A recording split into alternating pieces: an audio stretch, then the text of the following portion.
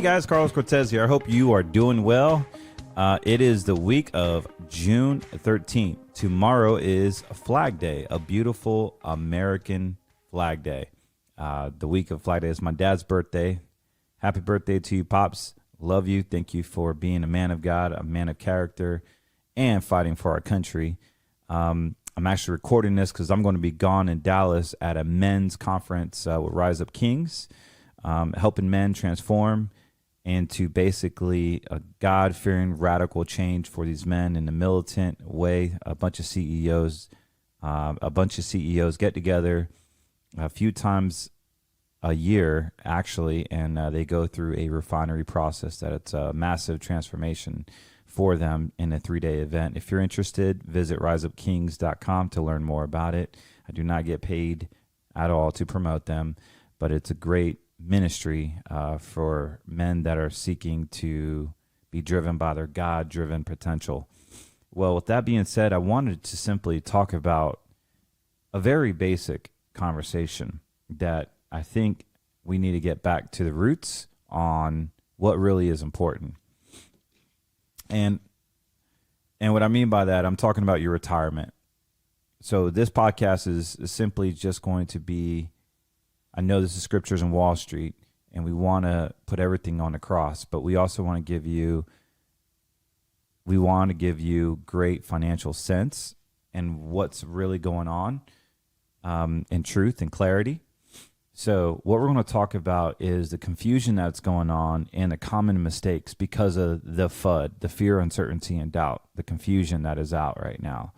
Guys, we are in a very weird time. You turn on the media, and I listen to the media because I have to. I have to know what they're saying so I could either act proactive and defensive or agree and decide to move forward with what is really going on based on what I've learned from my experience. But I just know that everyone is just simply confused, and that is normal when you got a lot of distractions. They're trying to arrest Trump. Now, Rhino DeSantis, he needs to stay his butt here in Florida, and I hope he does. He does not need to be running for president right now. It's not his time. But we get all this distraction. Then you have Jerome Powell saying inflation is cooling off. May is cooling off. And so the stock market, you're going to see a stock market just rally, probably this week and next week. It's going to rally. Do not be fooled, guys. This is what we call a massive head fake. So what you need to understand is a volatility index. The volatility index is a measurement of fear and greed. Now, we have a stock market that's been stagnant. It is up, obviously, a year to date from a massive sell-off of last year. So yes, it's going to bounce back up. But what's interesting is the volatility index. The correlation between the two is very, very powerful. So typically when you have a lower stock market and an extremely low volatility index, you are going to see a rally. Now, there's people saying that the bear market is already done. You heard me right. They're saying the bear market is already done. All the talking heads on Yahoo Finance, on Bloomberg and CNBC, and a lot of asset managers, especially the woke ones, saying that the stock market is going to rally and the bear market is done. This doesn't mean you take your whole retirement and throw it in red money. At the end of the day, the definition of red money is simply no principal protection. Your money's at risk. That is stocks, bonds, mutual funds, ETFs, crypto, gold, precious metals, ETFs, the whole nine. Anything that goes up and down in value is considered red money. So you just don't take all your retirement money and shove it in red money and say, all right, we're going to be fine because the stock market's going up. It doesn't work that way. Maybe in Warren Buffett days it does. Warren Buffett he said that cryptocurrency is not going to end well in the next 5 to 10 years. I'll tell you who's not going to end well, him. I don't even think he's going to live another 5 to 10 years. The guy is old as sin. And guess what? He's going to die. We all are going to perish. But the younger generations, when they receive the massive wealth that is about to happen from the baby boomers, we're talking trillions of dollars, they're not buying the American dollar. They're buying digital assets. Facebook world, meta world, the artificial intelligence will create a new world order. And they're going to reluctantly be naive and invest in it, whether they like it or not. And that involves cryptocurrency. So I'm not saying you got to go out and buy cryptocurrency. I'm just letting you know my opinion of what I see. And Warren Buffett didn't have AI when he made his billions of dollars. I don't know. But if you're listening to Warren Buffett, that's my opinion. Fight me, prove me wrong. And I know you have a lot more money than me and you're a lot wiser, but this is just common sense. Anyways, going back to my topic here, the common mistakes in retirement. Number one is going to be Social Security, taking it too early. What I mean by that is, I know you are thinking, well, Social Security is not going to even be there by the time I retire. And, you know, that might be true. That might be true. But in reality, the fund is depleting. I agree with you there. The fund is depleting. I totally get it. But no sitting president. You saw what they did with the big banks. They just bail them out. After they'd said they're not going to bail out. In 2010, they said the Dodd-Frank Act will enable bail-ins. But yet, Janet Yellen went ahead and bailed them out. Signature Bank, First Republic Bank, Silicon Valley Bank. And that's what they did. They bailed them out. So the definition of what the government says is completely different from what you and I think. We don't even know. They want to change the definition of a recession. So here's what I just read before I actually started writing for this podcast. The media, Bloomberg, Yahoo, CNBC, all the woke media, they're literally saying that we're going to see a stock market rise, and then we're going to see a small, mild contraction in 2024. They're saying the stock market's going to go up, and then it's going to come back down Q4 this year, and then it's going to really tank in 2024. This is what they're saying. Oh, and it will only be a mild recession. Mild recession. What the heck is a mild recession? What the heck is a mild recession? It's either a recession or not. And so they want to change. Look, they want to change what a woman is. It's nothing for them to change what a recession is. The recession, what I've learned at Southeastern University, the Christian business school I went to in Lakeland, Florida, they taught me, and also went to Liberty University as well. I transferred out. They taught me that a recession is 2 negative quarters of GDP. Now, let me know if I'm wrong. I will gladly hand in my bachelor's. They can have it back. Oh, wait. Does Sally Mae get to give me my money back? Oh, probably not. But they keep on changing the definition of recession. So we have this recession that wants to be changed. What's next? The changing of a depression? What is next? Well, I'll tell you what. They're already telling us what inflation should be. But naturally, organically, fundamentally speaking, that doesn't even matter to them, because they want to pre-program Project Paperclip in our brains that inflation should be 5%.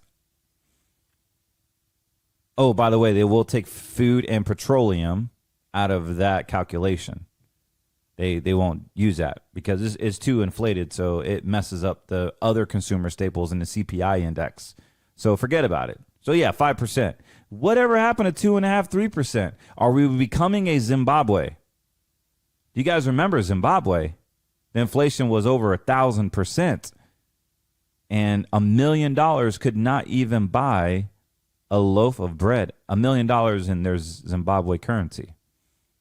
So just like Venezuela, they started just throwing the money on the streets. I'll tell you what you got to be really careful for that no one's talking about is the deflation. Deflation is a huge thing, man. Deflation is pretty scary. So let me tell you real quick about deflation. I was too young to know what this is, and I had to do some research on it. But basically, I heard about deflation because hyperinflation was something that they were telling us 16 years ago. No, about 17 years ago when I started in the industry. Hyperinflation, low interest rates, and the bonds are going to lose value. They said that 16 years ago. And sure as heck, guess what happened last year? Bond market crashed 28%. The bonds, the AAA bonds are terrible. And then boom, next thing you know, rising interest rates. And those bondholders got caught with their pants down, and banks went belly up like in '08, a lesson that I've learned in 2008. So what I was saying is that deflation is a big thing. So what happens is, let's just say I have, I don't have anything. I have this beautiful pen, this work of art. And even though this is a cheap pen, but let's just say this pen is valued at $50. And I wanted to save and save and save for this pen because I really liked the way it wrote. And I really needed it. And also I wanted to give it a gift to one of my employees. Well, I go to the store and I buy this pen, or I wanted to buy this pen. The pen basically is still there. I want to have the ability to get a discount. So let's just use this cell phone as an example. When it comes to the deflation, imagine if I owned a electronics store and I sold cell phones, and this phone was $1,000. Well, in times of deflation, the currency is actually going down. The actual hyperinflation is going down. So I buy this, and all of a sudden prices are getting lower, and it may sound a great thing for everyone. It sounds a great thing. So if I own the cell phone store or electronics store, and it cost me $900 to buy this cell phone, and I'm trying to sell it for, let's just say 15% more. So I'm trying to sell it for $1,050, let's just say. Or let's just keep it simple. Let's just say I'm trying to make $100 off the cell phone. So I sell it for $1,000. My cost is $900. They're way more than that, as you guys know. So what deflation means is I still got to pay the $900. And prices are screeching down. And I sell it for $850. Because the $15 or $1,500 iPhone is now worth $900, but my cost is $900, and I have to sell it for $850 because that's what the competition is doing. So what really happens is the consumer, they actually hoard their money. They don't want to spend it because they see prices dramatically dropping so much, and you might think it's great for the consumer, but what it really does, it hurts. Guess what? It hurts the business owner, which 97% of all of America, it is employed by a small business owner. So we have small business owners getting hurt. They're not supplying jobs to the marketplace. We have a massive layoff like you would never see, like a plague. And then secondly, what really happens is since they don't have jobs, they were hoarding their cash when they did. Now they don't have the ability to have discretionary income or even to buy anything. So now you see businesses hurting because no one's spending money, and deflation is a massive way to wipe out any economy. So falling prices is at risk here because they're hyping everything up. Do we really trust the Fed to keep the checks and balances on the rising interest rates? And now what we have to be very, very cautious is those falling prices. So deflation is a terrible thing. No one's really talking about that. But this podcast, we're simply just talking about common mistakes by retirees. And I'm sorry for going off on a different tangent there, but number one mistake is taking Social Security too early.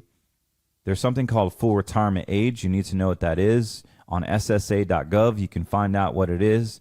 But basically, depending on your birth date, you want to retire when you're full retirement age. Because if you retire before the age that the government defines you fully retired, you can be penalized 50% if you make over $21,000 in 2023. So be very careful. And yes, money coming out of your IRA is considered ordinary income. So they do mean 401ks, traditional IRAs, every single retirement account, even non-qualified annuities is ordinary income. So be very careful when you take Social Security. If you take it at 62, 63, anytime before your full retirement age, you will be penalized. This is how they're able to keep Social Security, because people do not know. What's the Bible say? My people will suffer from a what? From a lack of knowledge. So I'm telling you, that is the number one mistake. 84% of people file to their detriment. So I want to make sure that you as a listener, that you understand that, yes, I need to take Social Security at full retirement age. Now, if you have a health issue and you're not really working or you don't have a lot of IRAs, then take Social Security early. That makes sense. But I can't give advice to on a podcast. Actually, let me say my disclosure here. This podcast is for educational purposes only, and this is not investment advice. Please seek financial help from a licensed financial advisor.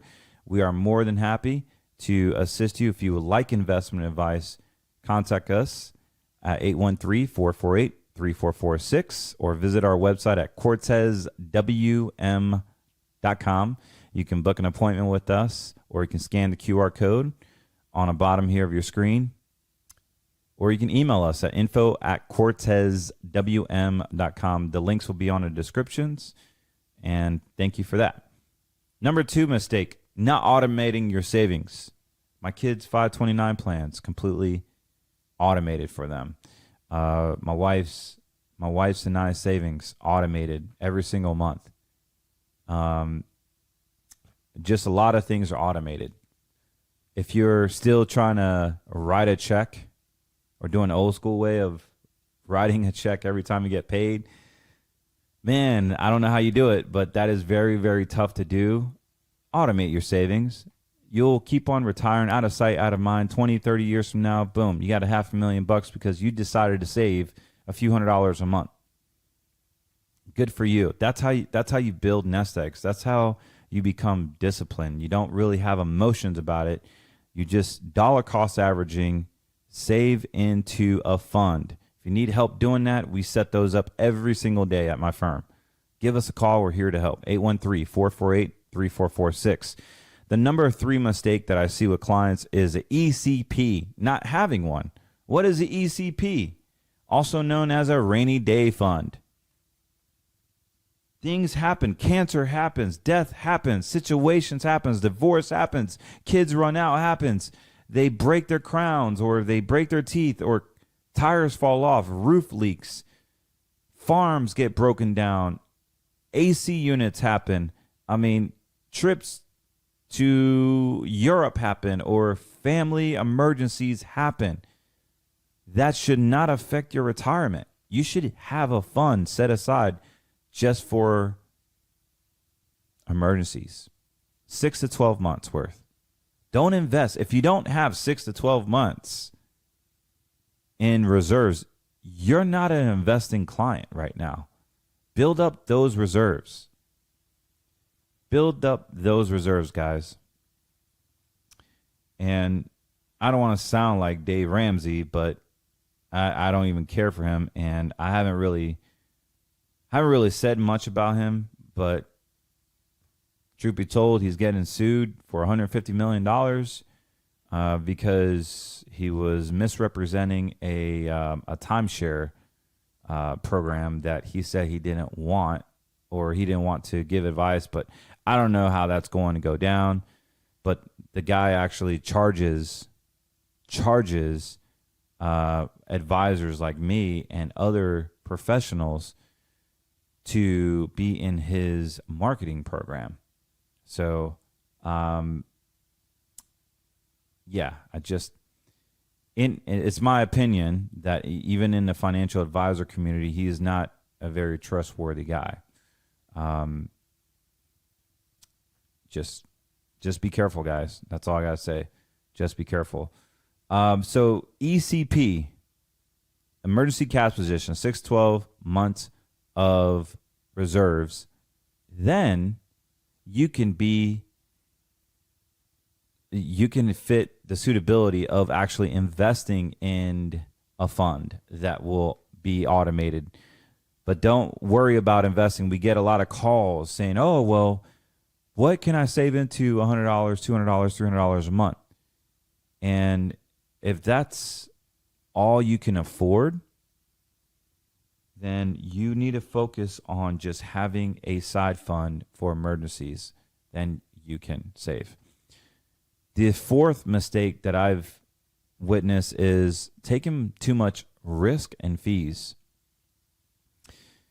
The number one asset of fees is variable products, variable package products.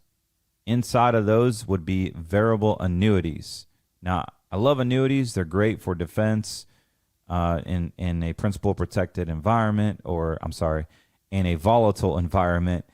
You want to have principal protection, but variable annuities are extremely dangerous because they invest in mutual funds, which is my number 2 most expensive investment. Mutual funds typically are about 1.5% to 2%. Now, fees aren't bad if you know what they are, but these no-load funds that you see from Fidelity or even TD Ameritrade or Charles Schwab, they got operating expenses inside of them. So don't get tricked into, oh, yeah, they're no load. Yeah, they are cool because you're not paying an A share or, heck, the B share or even a C share. A share, you basically, if it's 100,000 or less, you're going to be charged 5.75 typically. A B share is a CDSC charge, a contingent deferred sales charge. Basically, they have a surrender schedule. So if you sell out in the first 12 months, you're going to pay the full-blown 5.75. The second year goes like 4.75. The third year, 3.75. The second year, 2.75. And the last year, 1.75. Typically, that's how it works. It did when I used to be a broker. And we used to call them killer bees when I was a stockbroker. Yeah, the killer bees. And yeah, you would have to wait 5 years for a B share to turn into an A share. So don't buy those. You want to be able to fluctuate inside of different mutual funds if that's what you want to do with red money funds. The other thing that people don't realize is there are some outfits out there that still push UITs, Unit Investment Trust. UITs are very tempting because they're daggone almost free to get in, but they have what's called a CDSC, a conferred deferred sales charge. And so when you sell out of a UIT, it's a basket of stocks that they've already done their research in. And this is also known as a closed-in fund. A closed-in fund is they've basically done all their research. And regardless of what the market's doing, they're not going to sell out of these stocks and investments or whatever's inside of it. You're going to keep it for the duration of that time. Typically, they're 2-year holds. They can be 24 to 35-month holds. They are 100% liquid if you want to sell out of it. Typically, a broker makes about 4 to 6% when they sell you one. I used to offer those all the time because I thought it was a cheap way or a most affordable way for a client to get a big name money manager. And man, was I wrong. So none of my clients own UITs because you can't get out of them and they're not proactively managed. And with the volatility the way it is, you're going to need some proactive management. So be careful with UITs. ETFs, I use ETFs for our yellow money managers. ETFs do have operating expenses, but you need to know what they are. Typical ETFs are less than 50 basis points, 0.25 to 50 basis points. Some are even actually 11 basis points. Also, gold and silver. I personally invest in precious metals. I used to not believe in them because they were so overly hyped. But what you need to know is with your precious metals is they do charge a concession. They charge a lot. A lot of the big precious metal dealers are charging 22 to 25% to buy it and then to sell it. It is predatorial, and there is no one other than the FBI, and the FBI doesn't care about suitability. They just are too busy worried about who's stealing money. But to charge you 25% on your precious metals, to me, is predatorial, and I have to sound alarm, guys. Be very careful. Do not get emotionally caught up in buying precious metals because you don't like Joe Biden or the stock market's going down when that's a natural cycle. Please call 888-747-3309. Do not get hurt. Our friends at Cornerstone will take care of you, and they will beat anybody's price. You heard me right. And ask them. These guys are showing me this price, and you're showing me what now? Compare the two. They will beat it. And so their number is, again, 888-747-3309. That's Cornerstone Asset Metals. Give them a call. They're a Christian-based company. I personally buy my own stash from them. Once again, I don't invest everything in precious metals because it's just an asset. It is just a hedge. That's all it is. It's not a retirement vehicle. I do not buy it inside of IRAs and 401ks because the government owns all IRAs and 401ks. So that's just my take. If you're going to buy precious metals, I prefer to have it in my home, in my safe, with my guns and birth certificates and other precious documents. But that is between you and your spouse and what you want to do. There are depositories, even if you have precious metal IRAs. Call Cornerstone, because what I'm finding out with these precious metals IRAs is that the IRA disclosures that you're signing are literally detrimental with the shipping cost. So they may say, oh, we're going to give you $10,000 or $20,000 in free silver. Man, that's because they're charging the heck out of you. So let them see your IRA disclosures. Let them know what you have. Call them. At a very minimum, you can just get your IRAs transferred over so that you have the ability to liquidate it at a cheaper cost. So I pray that you find it in your heart to call them. We do get a little credit for helping you, so let them know that we sent you. Anyways, the fifth major problem in retirement is standard deviation. What is standard deviation? Well, I can spend a whole segment. Well, I won't bore you with the details. I can spend a whole segment on standard deviation. Standard deviation is simply a metric that measures the risk of the volatility you're willing to take to get a certain return.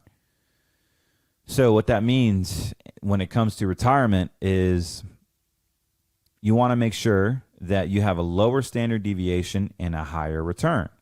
So you want low risk, high return, somewhere in the epsilon, right? Which is very hard to do. We specialize in that. We're not perfect, but we have some investments that have very low standard deviations and decent returns, and they've been the same. I call them anti-volatile funds. If you're okay with yellow money or even red money, then those are great for you. So what is standard deviation? So anything over 12 is going to be high. The stock market, just to give you an example, is a 15. You see the S&P 500 move the way it does violently at times. And sometimes it's in this consolidation period where it's just stagnant and steady eddy. So the S&P 500 has standard deviation. When I look at many portfolios that call in and they send us their statements to info@cortezwm.com, man, I'm doing the Scanalytics. I'm looking at the Morningstars. I'm looking at all these things, all these stocks. If you have a basket of stocks, you probably have a standard deviation of 20. I mean, the correlation is incredible, especially when I pull in the heat maps, the alphas, the betas, and I put it all into the computer and scan it. What are you doing with a standard deviation of 18? And then your average return is like 4.5 after fees. So you're taking all this risk and paying all these fees, unknown fees, by the way, and you're not making anything. So be very careful with the standard deviation. That's a huge mistake. People don't even know, like advisors don't even know what their standard deviations are on their funds. So ask your advisor, what's my standard deviation? Because I want to be, your goal is you should be under a 10. And this is why we use green money, because green money standard deviation is 0. There's no risk. And if you're going to be in yellow, our funds typically are less than 12. Heck, I even got funds that have a standard deviation of 3.5. Pretty amazing. And they're alternative real estate funds, by the way. So they do not move with the stock market, but they pay a yield on average anywhere from 6 to 8%. Not bad. Not bad. Again, it's not killing it, but there's really not a lot of movement and volatility. So standard deviation is one thing that you need to know in retirement. Number 6, I say a mistake is the emotions. Letting politics distract us about our retirement. Look, we get it. We get it. We don't like the rhinos. We don't like Hillary. We don't like Biden. And we can't stand this LGBT June month when it's Father's Day this Sunday. We understand the woke agenda is here to destroy, devour, and kill. We understand that. But keep focus. America's still worth fighting for, guys. Do not give up on America, please. Do not forget your roots, why we're here in the first place. Those troops died for a reason. So don't let the Biden politics, yes, the guy is abysmal. He can't even stand. He can't even do anything right. We get that. But America is bigger than Biden's puppet, okay? America is bigger than this administration. Now is not the time to back away from America. Now is the time to pray and be steadfast about our country. We need God's help. We need more than just a revival. We need his grace. And God will put his hand back on America if we do what? If we turn from our wicked ways, fall on our knees, repent, seek his face, and then he will heal our land. So we have to remember that and be a good steward of our money by not letting the emotions of the things that we can't stand affect our ability to focus on the prize.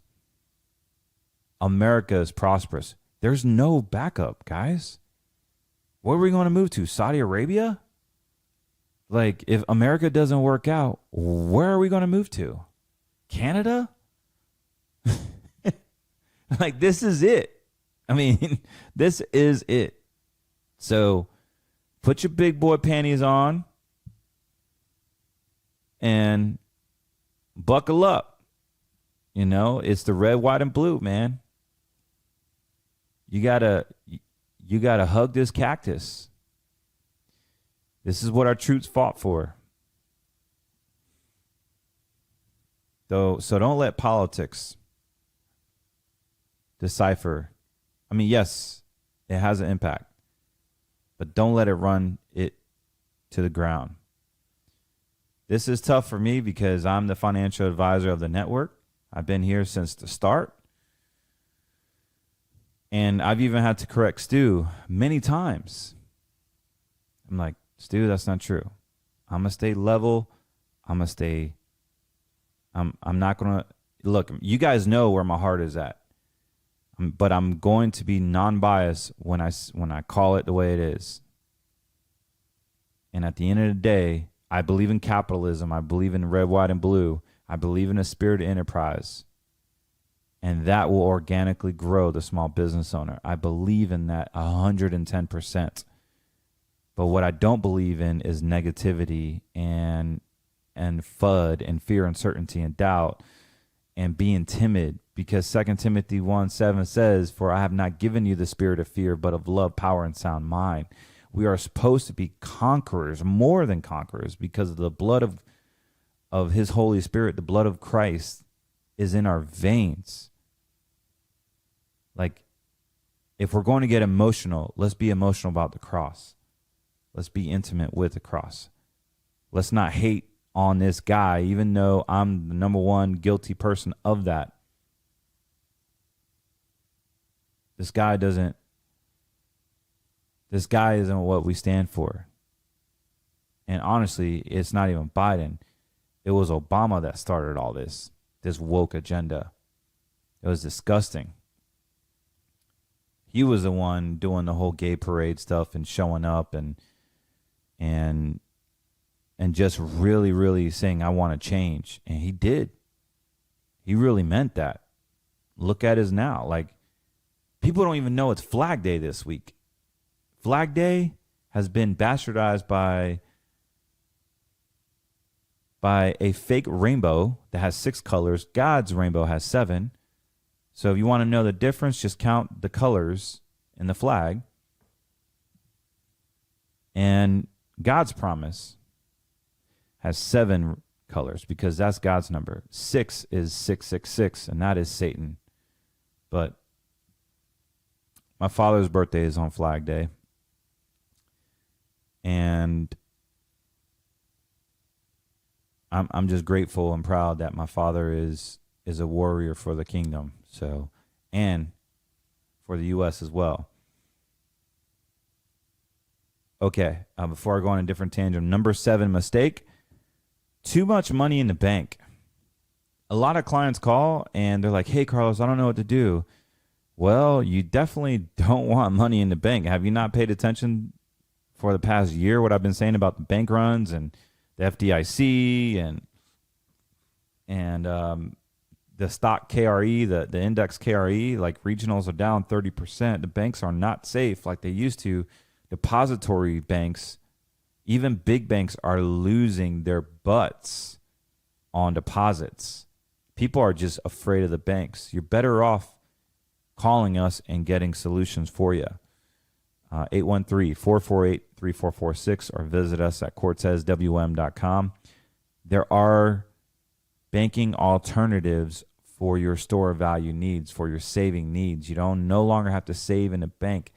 You need to have a liquid fund that is not backed by the FDIC, and we can provide that for you. So number 7 problem is too much money in the bank. And last but not least, the number 8, the last problem, and I say this for last because people don't think about this one, but number 8 is long-term care. What is your biggest fear in retirement? I will ask you. I used to say that when I speak in front of hundreds of people. What is your biggest fear in retirement? Everybody raise their hand. Running out of money. Taxes. And then like 5 minutes into it, I'm looking for one simple answer. And someone always gets it right. It may take me like 5-10 minutes to get it, but it's always healthcare. The failure to plan for healthcare. We've all known somebody that fell and broke their hip or got some type of cancer. They ended up in a hospital, chemo, boom. They're either died and they literally spent their life savings trying to live and leaving their kids nothing. We've all heard this story. And I'm not here to pitch you on long-term care insurance, but there has to be a plan for long-term care. There has to be a plan. whether it's money set aside for it, maybe you carve 10% out for a rising interest rate account that can pay for a long-term care situation. But as you get into retirement, you want to think of, how am I going to be taken care of? That is a real big thing, a real big concern.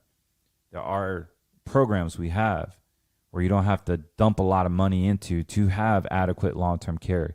Even a great living benefit index universal life policy with living benefits, if you're using our IRA conversion strategy, the 7702, this could be your long-term care. Now you can purchase a principal protected life insurance account that has ability to give you long-term care while you're alive.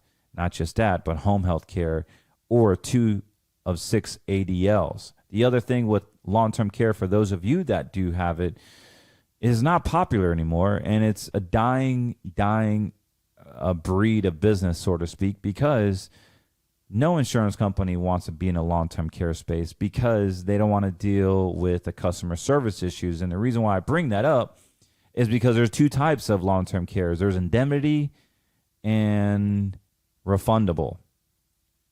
Refundable, imagine you're 80 years old and you're in an LTC facility or a skilled nursing home. You have to save all your receipts and become an accountant, or have a family member become an accountant at the end of the month saying, hey, was that expense qualified?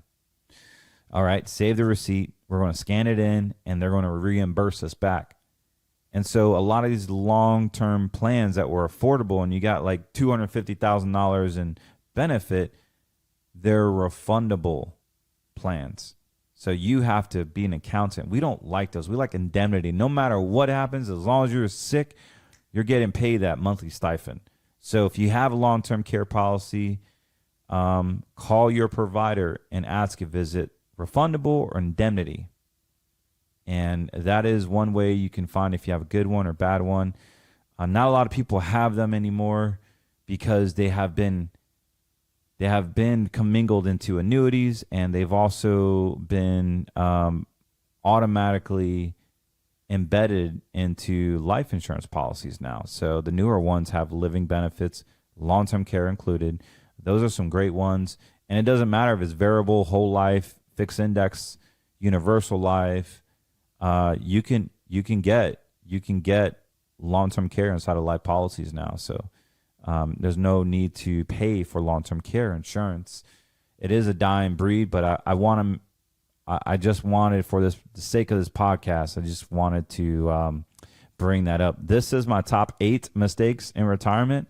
I hope you enjoy this podcast. I love you guys. I appreciate it. Please support our sponsors, right? Switch My Products USA. Please reach out, click on it, watch the webinar, and don't do business with Target and Walmart and Amazon, all these woke companies. Buy your soaps and your gels and your body washes and your laundry detergents from a company that loves God, that loves America, that provides American jobs. They even have beef. The beef is amazing. Just got my beef delivered to me, and non-mRNA, non-hormones, great stuff. Didn't know that Lysol literally kills you, has all this stuff, and we've been using this for years, and food surfaces, and my children eat it off the dining room table. I didn't even know I was poisoning them. So all this time. So all these plastic and chemicals we consume, get rid of it. Go to switchmyproductsusa.com. Guys, I appreciate it. Thank you so much for everything. Love you all, and I hope you enjoyed this podcast. Hopefully it was edifying. And before I forget, I'm pulling up my phone here so I can share my verse. I don't know if any of you have been attacked spiritually, but lately I've been sensing and discerning a form of depression, and not me, but just I'm sensing that some of our listeners and calls are going through a lot of anxiety and depression because maybe they don't know what to do with their finances. Maybe they're getting attacked because their daughter told them something, or there's a split in marriage. There's so much hurt out there. So in order to fight some hurt, I just wanted to share Psalms 34:18. The Lord is close to the brokenhearted. He rescues those whose spirits are crushed. So for those of you that have been hurt, maybe a spouse has cheated on you, maybe a business partner backstabbed you, maybe your best friend disowned you, maybe your parents disowned you, your spirit is crushed. But God reminds us in Psalms that the Lord is close to the brokenhearted. Please seek his face. Ask him to your heart. Allow him to minister to you. Spend that quiet time with him, because there's no way we can live this life without him. Seek his face, and all these things will be added on to you. It is my prayer that you spend time with him daily. And once you do, your life will change, physically as well as spiritually and financially and emotionally. Well, God bless you guys, and I hope you enjoyed this simple podcast. And give us a call, 813-448-3446, or visit us at cortezwm.com. God bless.